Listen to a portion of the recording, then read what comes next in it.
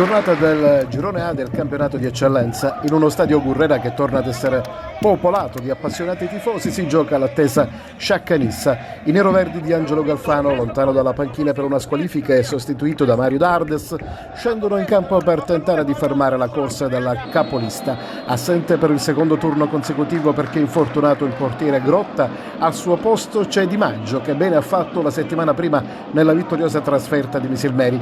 Esordio per il difensore Ferotti, arrivato dal mercato invernale, preferito a Baiata. In avanti la coppia Secan-Baldè, nella Nissa in campo anche l'acciaccato Privitera. Di lui mister Terranova evidentemente non può fare a meno.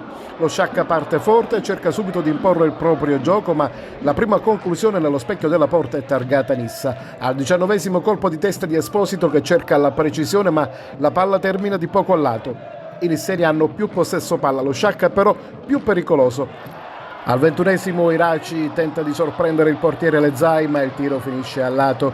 Al 31° a provarci dalla distanza il play Saccenze Concialdi, sul quale Terranova ha cercato di costruire una gabbia. Il portiere nisseno non trattiene il suo tiro, Secan per poco non ne approfitta.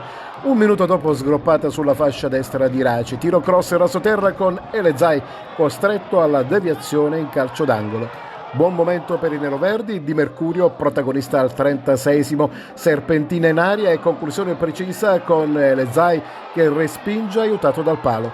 La Nissa vicina al vantaggio al 42° con Gueye in azione di contropiede. L'attaccante biancoscudato trova un corridoio libero, si lancia verso la porta avversaria, tenta un pallonetto per scavalcare Di Maggio, ma il portiere in uscita riesce a deviare impedendo il vantaggio.